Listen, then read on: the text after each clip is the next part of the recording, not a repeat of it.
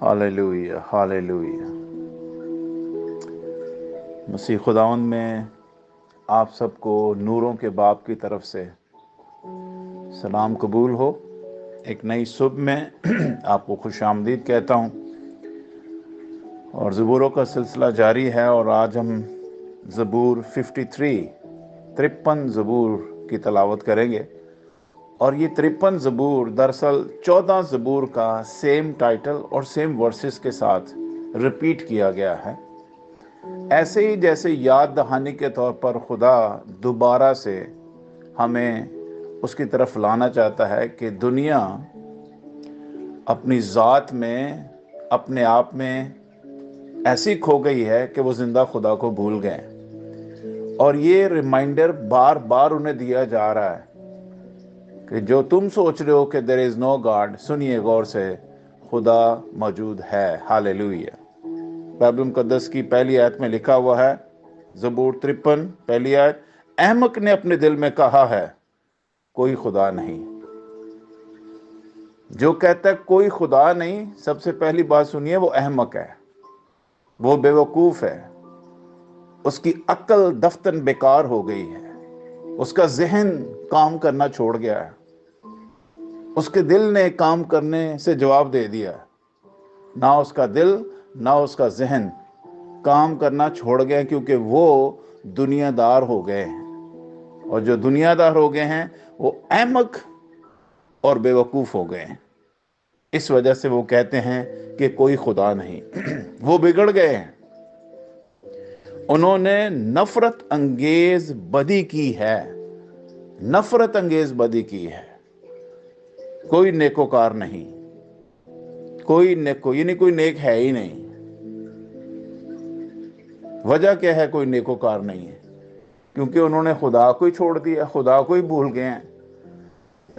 اب مجھے بتایا، بھی میں دعا میں بیٹھا ہوا تھا، خداوند نے میرے دل میں یہ بات ڈالی کہ کوئی کیسے زمین پہ کہہ سکتا ہے کہ میں بغیر باپ کے پیدا ہوا ہوں۔ یہ بڑی زبردست بات میرے دل میں بھی خدا نے ڈالی۔ کوئی بھی شخص جو دنیا میں ایگزسٹ کرتا ہے نا، سنیے غور سے، وہ باپ کے تخم کے بغیر پیدا ہو ہی نہیں سکتا۔ جب خداوند یہ کہہ رہا ہے کہ وہ کوئی بھی شخص بغیر باپ کے پیدا ہو ہی نہیں سکتا، تو بغیر خدا کے یہ دنیا کیسے ہو سکتی ہے؟ بیکاز خدا ہی ہے جو دنیا کا بنانے والا کریٹر ہے،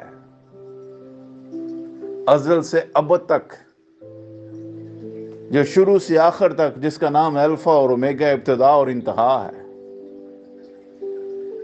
جو ہر ایک چیز کی بنیاد رکھتا ہے، اور جس نے انسان کو خود بنایا اپنے ہاتھوں سے، اور میاں بیوی کا یہ خوبصورت رشتہ دیا جس کے وسیلہ سے ہم نسلوں کی افزائش کو دیکھتے ہیں۔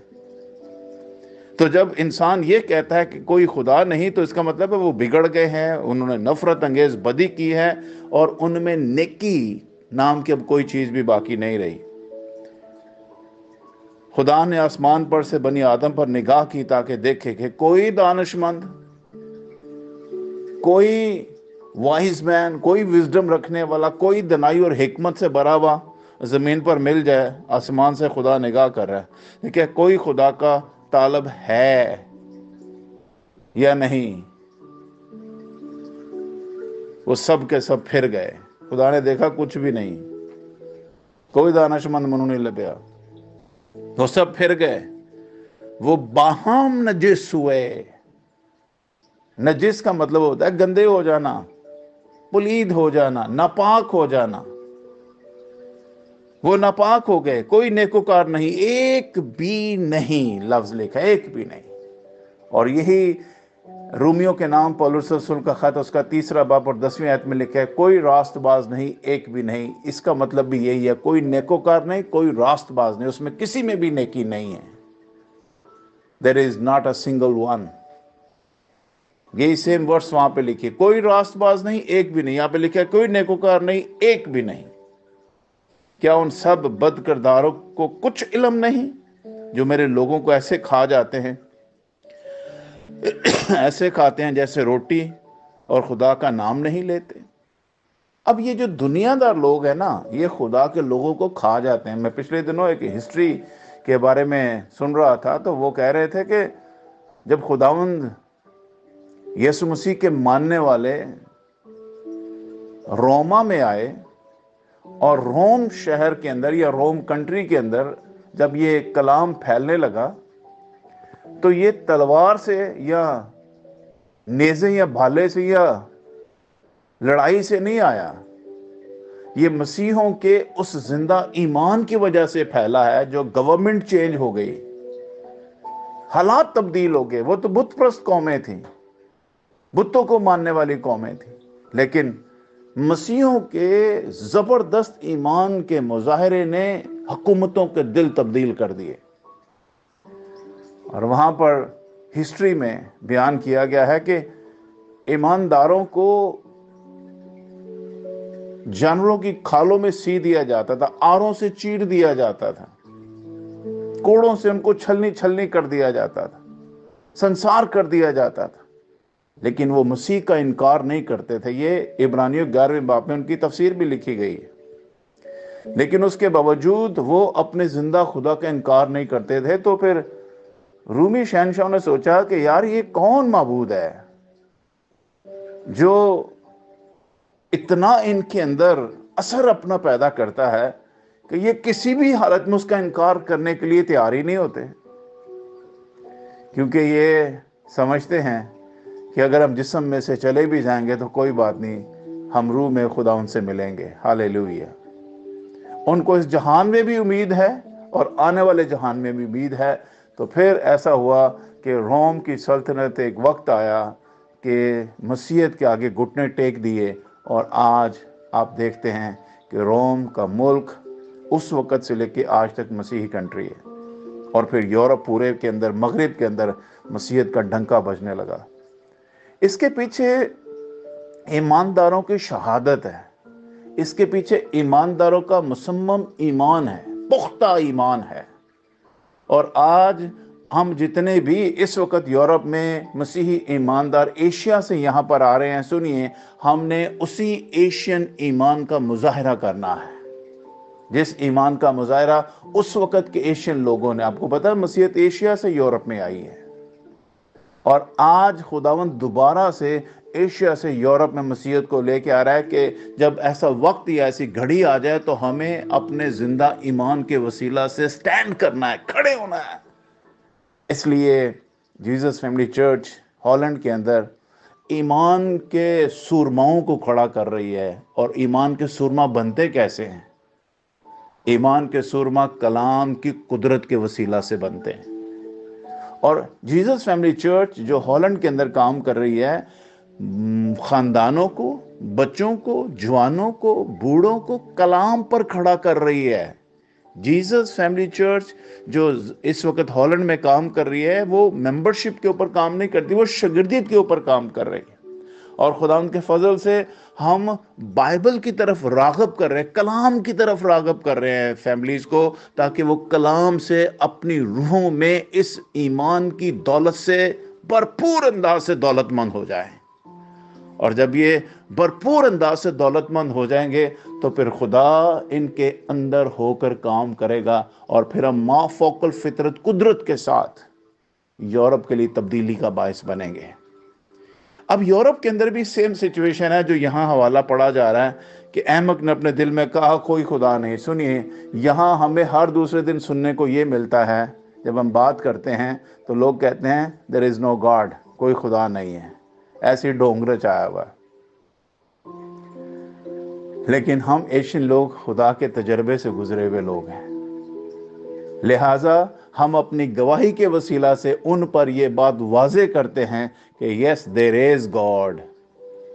جیسے تیری پیدائش میں تیرا باپ موجود تھا، ایسے ہی ہماری افزائش میں، ہماری پیدائش میں بھی آسمانی خدا یا باپ موجود ہے.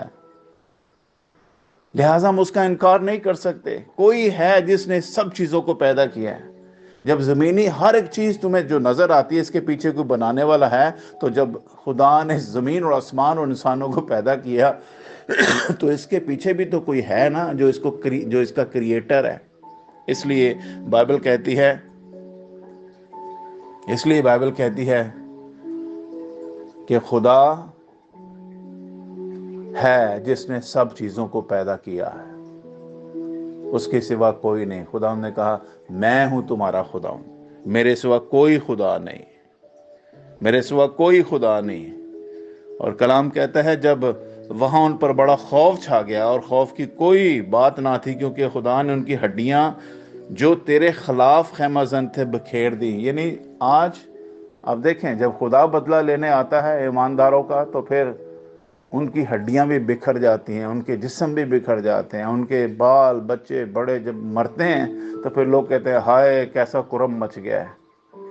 تو جب وہ ایمانداروں کا خون کر رہے تھے، جب وہ ایمانداروں کو کھالوں میں سی رہے تھے، جب وہ ایمانداروں کے ساتھ برا سلوک کر رہے تھے، اس وقت کسی کو نظر نہیں آ رہا تھا، لیکن جب خدا انصاف کرنے کھڑا ہوتا ہے پھر سب کی آنکھیں کھل جاتی ہیں، دیکھو کیا ہو رہا ہے۔ اس لیے میرے بہنوں اور بھائیوں غور سے سنیے، جب ہم ایماندار ہونے کے ناطے خدا ان کے کھیت میں کام کر رہے ہیں تو اپنا انصاف کرنے کے لیے جب ہم خدا ان پر چیزیں چھوڑتے ہیں تو پھر یاد رکھیے خدا ہماری فکر کرتا ہے اور خدا ہمارے ساتھ رہ کر کام کرتا ہے۔ اور اگر آپ اسی طرح کی بد خصلتی یا خطا کاری کے کام دیکھنا چاہتے ہیں جو ہمیں اس زبور 53 میں مل رہے ہیں، تو یہ یہاں پر بھی لکھا ہوا ہے، رومیو کے نام پولس رسول کا خط ہے، انسان کی خطا کاری یہاں پر اس کا ٹائٹل ہے، اور پہلے باب کی 24ویں آیت میں لکھے ہے واسطے خدا نے ان کے دلوں کی خواہشوں کے مطابق انہیں ناپاکی میں چھوڑ دیا۔ جو کہہ رہے ہیں کوئی خدا نہیں، خدا نے پھر ان کو کہا جاؤ ناپاک حرکتیں کرو اور ان میں مست رہو۔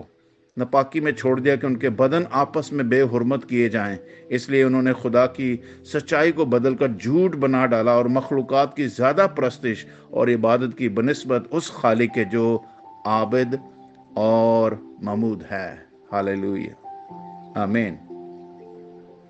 اسی سبب سے خدا نے ان کو گندی شیفتوں میں چھوڑ دیا، یہاں تک کہ ان کی عورتوں نے اپنے طبعی کام کے خلاف طبعی کام سے بدل ڈالا۔ اسی طرح مرد بھی عورتوں سے طبعی کام چھوڑ کر آپس کی شہوت سے مست ہو گئے، یعنی مردوں نے مردوں کے ساتھ روسیائی کے کام کر کے اپنے آپ میں اپنی گمراہی کے لائق بدلا پایا، اور جس طرح انہوں نے خدا کو پہچاننا ناپسند کیا، اسی طرح خدا نے بھی ان کو ناپسندیدہ عقل کے حوالے کر دیا کہ نالائق حرکتیں کرے۔ کون سی حرکتیں کرے؟ نالائق حرکتیں کرے۔ اس لیے میرے بہنوں اور بھائیوں، خداوند کو جب رد کرنے والے رد کرتے ہیں، جب خدا کسی کو رد کر دے، معاف کیجئے، وہ بہت برا وقت ہوتا ہے۔ اس لیے اس سے پہلے کہ خدا حرکت میں آئے، ہمیں خداوند کے جلال میں، اس کی قدرت میں، اس کے زور میں بڑھنا ہے اور اس برکت کے ساتھ جینا ہے کہ ہمیں خدا نے اس ملکوں میں اپنے ایمان کے سورما بنا کر رکھا ہوا ہے، اور اگر ہم کلام کے ساتھ زیادہ جڑ رہے ہیں تو اس کا مطلب ہے خدا ہماری آنے والی نسلوں تک اس کلام کو لے کے جانا چاہتا ہے، کیونکہ آج ہم جو کلام سیکھ رہے ہیں کل ہم اپنی نسلوں کو سکھائیں گے۔